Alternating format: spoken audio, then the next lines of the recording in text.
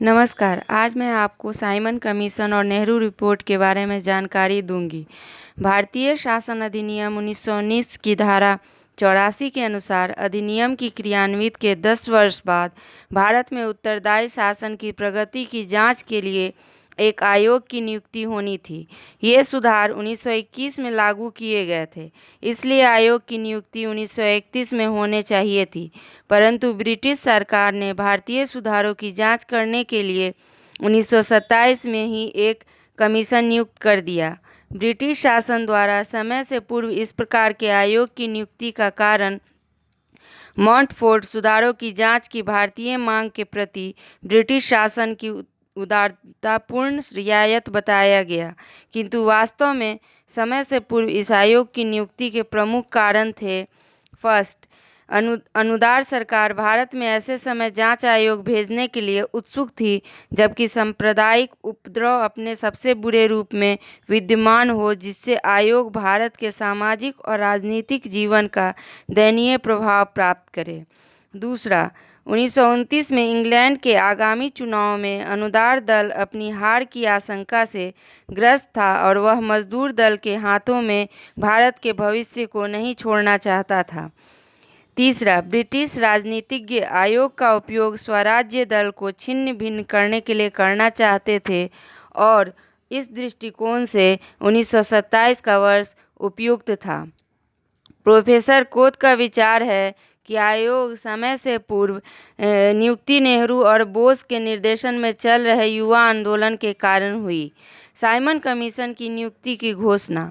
भारत के viceroy Lord Irwin ने 8 नवंबर 1927 को घोषणा की कि ब्रिटेन के हाउस ऑफ कॉमन्स के उदार दल के सदस्य सर जॉन साइमन की अध्यक्षता में एक 7 सदस्यीय राजकीय कमीशन शीघ्र ही भारत आने वाला है।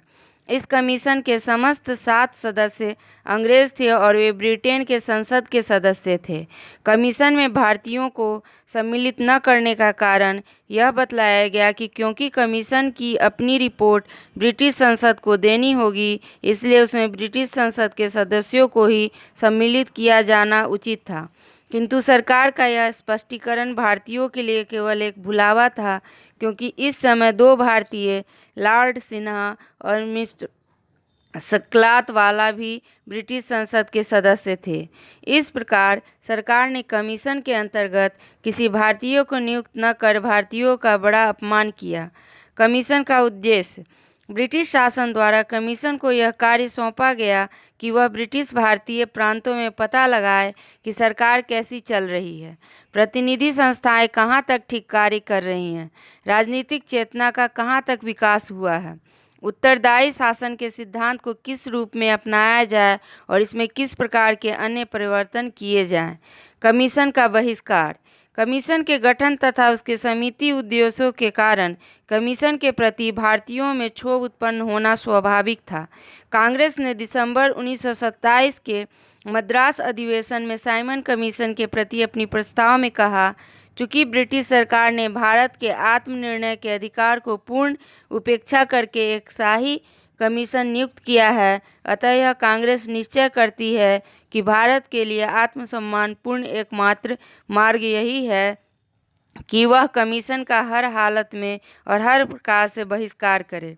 कांग्रेस के समान अन्य राजनीतिक दल भी इससे असंतुष्ट थे, क्योंकि इसमें एक भी भारतीय को स्थान नहीं दिया गया था।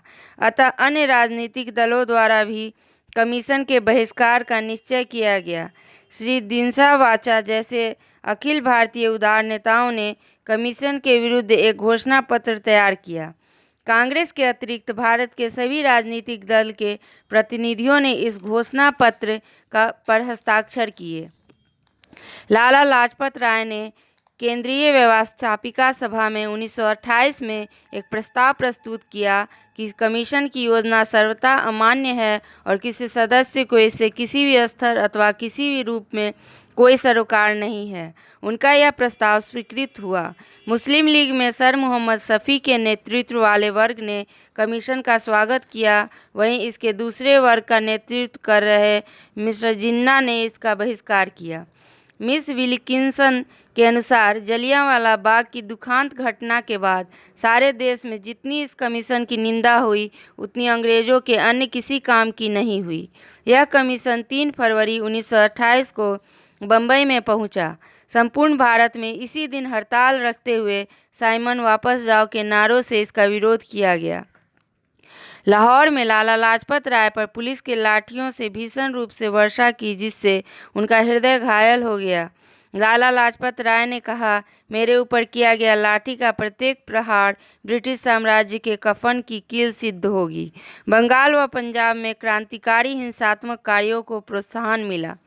भगत सिंह व बटुकेश्वर दत्त ने भारतीय भावनाओं को प्रकट करने के लिए केंद्रीय व्यवस्थापिका में बम फेंका और लालाजी पर लाठी प्रहार के लिए उत्तरदायी मिस्टर सैंडर्स की लाहौर में हत्या कर दी।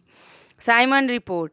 साइमन कमीशन 2 बार भारत आया और इसने 2 वर्ष तक कठिन परिश्रम करके एक रिपोर्ट तैयार की जो मई 1930 में प्रकाशित हुई, जिसमें निम्नलिखित सिफारिशें की गई। पहला, द्वैध शासन की समाप्ति और प्रांतीय स्वशासन की स्थापना। रिपोर्ट में कहा गया कि 1919 के अधिनियम द्वारा स्थापित प्रांतों में द्वैध शासन अनेक आंतरिक दोषों और भारतीय वर्गों के विरोध के कारण सफल नहीं हो सका है, अतः इसे समाप्त करके प्रांतों को स्वायत्तता दी जाए।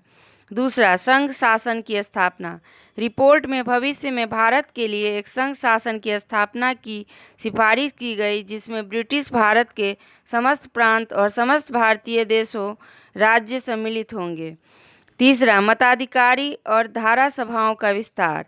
रिपोर्ट में कम से कम 10% और इससे अधिक भी जनसंख्या को मताधिकार देने की बात कही गई, जो 1926 में 3% ही जनसंख्या को मताधिकार प्राप्त था। रिपोर्ट में प्रांतों की धारा सभाओं का विस्तार करने और उसके सदस्यों का निर्वाचन प्रत्यक्ष रूप से करने को कहा गया। चौथा, सांप्रदायिक प्रतिनिधित्व का पूर्ववत जारी रहना। रिपोर्ट में सांप्रदायिक प्रतिनिधित्व को पूर्ववत जारी रखने की सिफारिश की गई। पाँचवां, केंद्र क्षेत्र में अनुत्तरदायी शासन। कमीशन ने केंद्रीय कार्यकारिणी को केंद्रीय व्यवस्थापिका सभा के नियंत्रण से पूर्णतया स्वतंत्र रखने की सिफारिश की, किंतु कमीशन का विचार केंद्र में सदैव के लिए अनुत्तरदायी सरकार बनाए रखना नहीं था। रक्षा का प्रश्न संतोषजनक ढंग से हल हो जाने के उपरांत वह केंद्र में भी उत्तरदायी शासन की स्थापना करने के पक्ष में था। छठा, केंद्रीय व्यवस्थापिका का पुनर्गठन। रिपोर्ट में कहा गया कि संघीय आधार पर केंद्रीय व्यवस्थापिका का पुनर्गठन किया जाना चाहिए।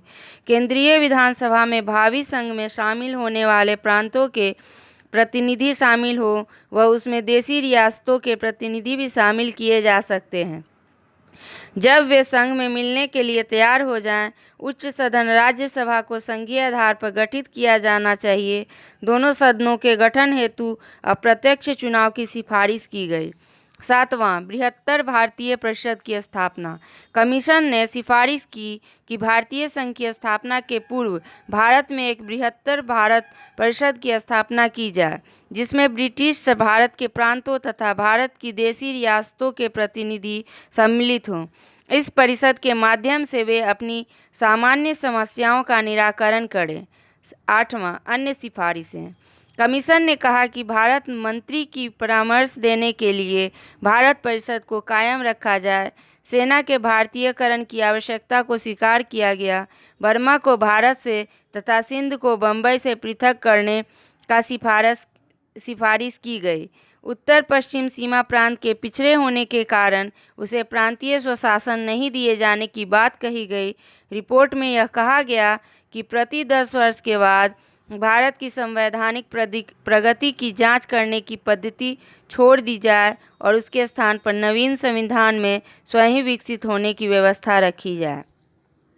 रिपोर्ट का मूल्यांकन। कूपलैंड ने कहा, यह भारतीय समस्याओं का सबसे अधिक संपूर्ण अध्ययन था और इसने राजनीति शास्त्र के पुस्तकालय को एक और उच्च कोटि की रचना प्रदान की, लेकिन भारतीय लेखकों ने इसे एक सिरे से नकार दिया क्योंकि औपनिवेशिक स्वराज्य की मांग की पूर्ण उपेक्षा की गई। इसने भारतीयों के केंद्र में उत्तरदायी शासन की स्थापना करने की मांग को स्वीकार नहीं किया। प्रांतों में। यद्यपि इसने उत्तरदायी मंत्रिमंडल की स्थापना करने की व्यवस्था की, लेकिन साथ ही प्रांतीय गवर्नरों को कुछ ऐसी विशेष शक्तियां प्रदान करने की सिफारिश की गई जिससे उत्तरदायी शासन का महत्व बहुत कम हो जाता है। नेहरू रिपोर्ट। अनुदार भारत मंत्री लॉर्ड बर्किनहेड ने साइमन कमीशन में भारतीयों को सम्मिलित न करने का कारण यह बतलाया कि भारतीयों के पारस्परिक मतभेदों के कारण ही किसी भारतीय को कमीशन में सम्मिलित नहीं किया गया। उन्होंने भारतीय नेताओं को एक ऐसे संविधान का निर्माण कर ब्रिटिश संसद के सामने प्रस्तुत करने की चुनौती दी जिसे भारत के सभी राजनीतिक पक्ष स्वीकार करते हों। राष्ट्रीय कांग्रेस ने लॉर्ड बर्किनहेड की चुनौती स्वीकार की। सर्वदलीय सम्मेलन और नेहरू रिपोर्ट। 28 फरवरी 1928 को दिल्ली में डॉक्टर M.A. अंसारी की अध्यक्षता में एक सर्वदलीय सम्मेलन का आयोजन किया गया। इसमें पूर्ण उत्तरदायी शासन को आधार मानकर भारत की वैधानिक समस्या पर विचार किया गया। 2 महीने में इसकी कुल 25 बैठकें हुईं।